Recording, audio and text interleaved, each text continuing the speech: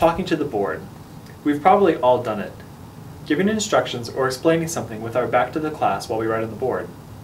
For our students, listening is hard enough without obscuring our words, and if we do this, chances are the students will not catch what we're saying. Last Christmas, I went to Washington, D.C. Where did you go last Christmas, Hemi?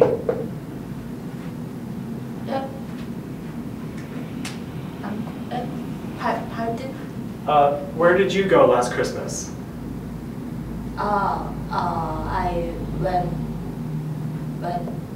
Last Christmas, I went to Washington, D.C. Instead, make a rule for yourself. Every time you talk to your students, you will face them and project your voice with slow, clear speech. If you have to write something on the board, do it before or after you give a verbal instruction or explanation. This might seem like it will take longer, but if you talk to the board, chances are you'll just be wasting time repeating what you say anyway. Why not get it right the first time?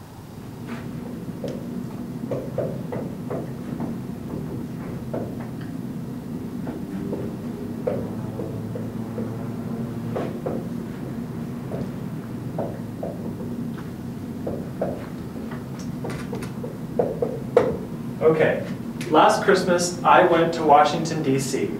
Where did you go last Christmas, Adelia? Last Christmas I stayed at home with my family. Good! Echoing. Often, teachers repeat every single answer students give. Why? Perhaps we feel a need to validate what they said or make sure the entire class heard the answer. This might seem like a good thing to do, but usually it accomplishes little more than increasing teacher talk time. FF, what did you do last weekend?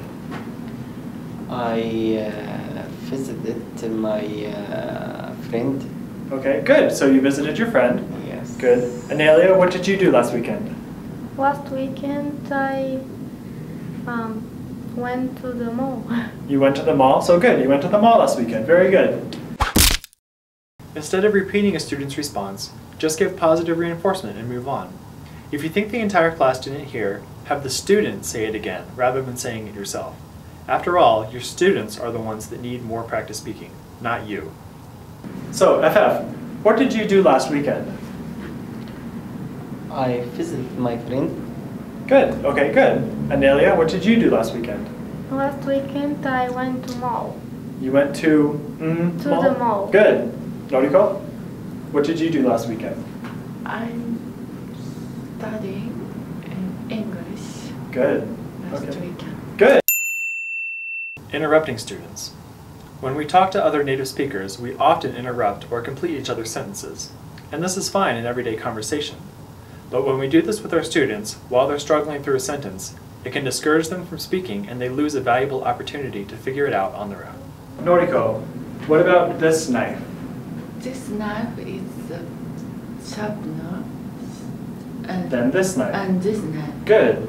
And Hemi, what about this knife? This knife is duller Then than this knife. This knife. Good. And what about this desk, Miriam?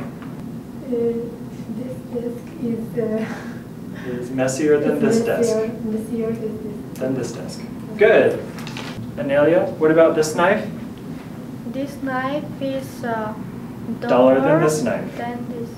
Good. Good job. So, Noriko, can you tell me about this desk? This desk Is neater than this desk. Good.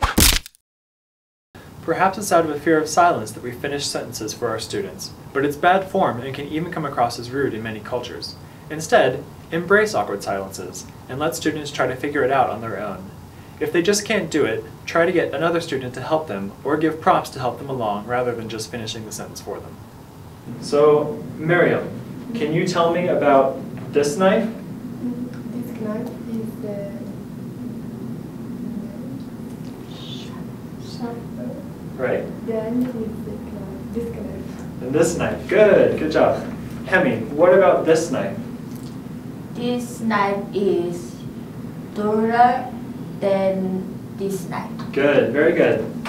And Noriko, can you tell me about this person? This person is higher and then this person is a lawyer. Can someone help? Amelia, can you help? Higher than this person is higher than This person. Good. So Noriko, one more time. This person is a higher and this lawyer. Then this lawyer. This person is a lawyer. Then. Higher. This person is a higher than this person. Good, that's good. Okay. When we're on stage at the front of the class, it's difficult to be aware that we might be doing some of these things because we're so focused on getting through our lesson plan. So here's a useful tip. Make a video of one of your classes. When you watch it, you might be surprised at how many things you were doing you weren't aware of. Maybe you were fidgeting, clicking your pen the whole time, not listening to students, or even giving positive reinforcement for incorrect answers. Since video doesn't lie, there's no better mirror for self-analysis and professional development. One other tip. Don't be overly ambitious and try to become the perfect teacher overnight. Just pick one or two things you noticed in the video that you want to improve, and set those as your goal for next class. It might seem intimidating at first, but if you do this regularly, you'll be surprised at how much and how quickly you will tighten up your teaching.